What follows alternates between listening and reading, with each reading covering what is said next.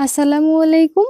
একটা ডিম আর 1 কাপ দুধ দিয়ে মাত্র 10 মিনিটেই তৈরি ক্যারামেল পুডিংয়ের একটা সহজ রেসিপি আপনাদের সাথে শেয়ার করব।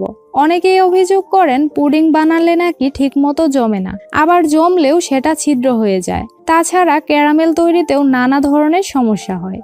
তাই আজকে আমি এ সকল খুঁটিনাটি সব সমস্যার সমাধান এই ভিডিওতে শেয়ার করার চেষ্টা করেছি। আশা করি আপনাদের কাজে আসবে। চলুন তাহলে শুরু করি। পুডিং তৈরির জন্য প্রথমে আমি ক্যারামেলটা বানিয়ে নিব। তার জন্য হাঁড়িতে দিয়ে দিলাম 1/4 কাপ চিনি। চামচ দিয়ে মাপলে এখানে 4 টেবিল চামচ হবে। এবার আমি চুলাটা মাঝারি আঁচে জ্বালিয়ে অপেক্ষা করব চিনি গলে কিছুটা লালচে হওয়া পর্যন্ত। আর এই সময়ের মধ্যে চিনি নেড়ে দিতে হবে না।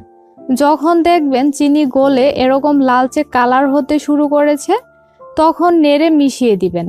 তাহলে সব দিকের চিনি গলে সমানভাবে কালার হবে। পুডিং তৈরির ক্ষেত্রে অবশ্যই খেয়াল রাখতে হবে যাতে ক্যারামেলটা অতিরিক্ত কালার হয়ে পুড়ে না যায়। যদি ক্যারামেলটা পুড়ে যায় তাহলে খেতে তিতা লাগবে। যখন দেখবেন পছন্দ মতো সুন্দর লালচে কালার চলে এসেছে, তখনই সাথে সাথেই চুলা থেকে নামিয়ে যে পাত্রে পুডিংটা বসাবেন সেটাতেই ঢেলে নেবেন। দেখতেই পাচ্ছেন আমার ক্যারামেলটা সুন্দর কালার চলে এসেছে। আমি পুডিংটা যে পাত্রে বসাবো সেটাতেই ক্যারামেলটুকু ঢেলে নিচ্ছি। তারপর এই বাটিটাকে ঘুরিয়ে সব দিকে ছড়িয়ে নিয়েছি। চুলা থেকে ক্যারামেলটা নামিয়ে সাথে সাথেই এই কাজটা করে নিতে হবে। এবার এই বাটিটাকে আমি এভাবেই রেখে দিব ক্যারামেল পুরোপুরি সেট হওয়া পর্যন্ত। তো এই ফাঁকে পুডিংয়ের জন্য ডিম দুধের মিশ্রণটা রেডি করে নিব। তার জন্য বাটিতে নিয়ে নিচ্ছি নর্মাল তাপমাত্রার একটা ডিম। ডিম যদি ফ্রিজে থাকে তাহলে আগে থেকেই বের করে নর্মাল করে নেবেন। এবার এতে 1/4 কাপ দিয়ে দিলাম চিনি। চাইলে আপনাদের স্বাদ মতোও দিতে পারেন। এখন ডিম আর চিনি ভালোভাবে ফেটিয়ে নিতে হবে। যতক্ষণ না চিনি পুরোপুরি গলে যায় ততক্ষণ এভাবেই মিশিয়ে নেবেন। আমার এটা মিশানো হয়ে গেছে। চিনিটুকু পুরোপুরি গলে গেছে। এ পর্যায়ে এতে দিয়ে দিব 1 কাপ তরল দুধ। আমি এখানে 2 কাপ দুধ আগে থেকেই জাল দিয়ে 1 কাপ করে নিয়েছি। আর এই দুধটা এখন নর্মাল তাপমাত্রায় আছে। দুধটুকু দিয়ে আবারও ভালোভাবে মিশিয়ে নিয়েছি। ডিমের গন্ধ দূর করার জন্য আপনারা এখানে ভ্যানিলা এসেন্স বা এলাচের গুঁড়া দিতে পারেন।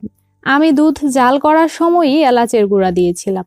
সব কিছু মিশানো হয়ে গেলে এবার আমি ডিম দুধের এই মিশ্রণটাকে সেট করা ক্যারামেলের বাটিতে ঢেলে নিচ্ছি। একটা ছাঁকনির সাহায্যে মিশ্রণটাকে আমি ছেঁকে নিয়েছি। আর এভাবে ছেঁকে নেওয়ার কারণে পুডিংটা অনেক বেশি স্মুথ হবে। এবার বাটিটাকে আমি ফয়েল পেপারের সাহায্যে ঢেকে দিচ্ছি। আপনি চাইলে বাটিতে থাকা ঢাকনাটা দিয়েও ঢেকে দিতে পারেন। অবশ্যই কোনো কিছুর সাহায্যে ঢেকে দিতে হবে, না হলে ভাপের পানি পুডিংয়ে পড়ে ঠিকমতো পুডিংটা জমতে পারবে না। আচ্ছা, এখন পুডিংটা ভাপ বসিয়ে দেওয়ার পালা। তার জন্য আমি আগে থেকে চুলায় পানি গরম হতে দিয়েছিলাম।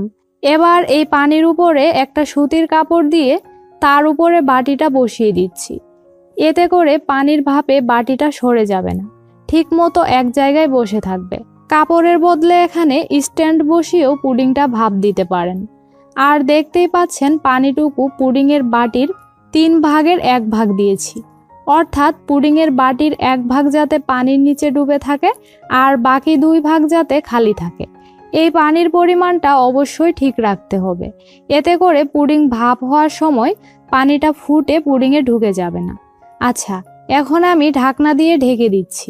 আর ঢাকনার ছিদ্রটাও বন্ধ করে দিয়েছি। পানিটুকু যেহেতু আগে থেকেই গরম করা ছিল, তাই আমি চুলার আঁচ একদম লো হিটে রেখে 10 মিনিটের মতো ভাপে রেখে দিচ্ছি। এই 10 মিনিটের মধ্যে চুলার আঁচ বাড়ানো যাবে না। অবশ্যই খেয়াল রাখবেন, পুডিং তৈরির ক্ষেত্রে আপনি যদি চুলার তাপ বাড়িয়ে পুডিংটা ভাপে বসান তাহলে পাত্রের সাথে দ্রুত লেগে সাইডের পুডিংগুলো ছিদ্র হয়ে যাবে। তাই একদম লো হিটে রেখে আপনাকে পুডিংটা সেট করতে হবে। আমি ঠিক 10 মিনিট পর ঢাকনাটা খুলে নিয়েছি। তারপর একটা কাঠি দিয়ে চেক করে নিচ্ছি। কাঠিটা একদম পরিষ্কার এসেছে, তার মানেই পুডিংটা হয়ে গেছে। এ পর্যায়ে যদি কাঠিটা ক্লিন না আসতো তাহলে আমি ঢেকে আরও কিছুক্ষণ জাল করে নিতাম। যেহেতু আমার পুডিংটা হয়ে গেছে, তাই আমি চুলা থেকে নামিয়ে পুরোপুরি ঠান্ডা করে তারপর 1 ঘন্টার জন্য ফ্রিজে নর্মালে রেখে দিয়েছিলাম। ডিপে রাখা যাবে না, নর্মালে ঘন্টাখানিক রেখে সেট করে নিতে হবে। এখন আমি ফ্রিজ থেকে বের করে ছুরির সাহায্যে চারিদিকে ছাড়িয়ে নিচ্ছি। তারপর পুডিংয়ের বাটির উপরে একটা প্লেট বসিয়ে উল্টো করে বাটিটাকে তুলে নিয়েছি। দেখতেই পাচ্ছেন পুডিংটা কতটা পারফেক্টভাবে তৈরি হয়েছে, একদম স্মুথ হয়েছে, কোথাও কিন্তু ছিদ্র নেই। আশা করি এই রেসিপিটা ফলো করে পুডিং বানালে আপনাদের পুডিংটাও এরকমই সুন্দর হবে। দেখুন কেটে দেখাচ্ছি, পুডিংয়ের ভিতরটাও কিন্তু একদম স্মুথ হয়েছে, কোথাও বিন্দুমাত্র ছিদ্র নেই। পুডিংটা বাইরে এবং ভিতরে যতটা স্মুথ, খেতেও কিন্তু ভীষণ মজার হয়েছিল। আশা করি আমার আজকের রেসিপিটা আপনাদের কাছে অনেক ভালো লেগেছে। আজ তাহলে এখানেই বিদায় নিচ্ছি। আল্লাহ হাফেজ।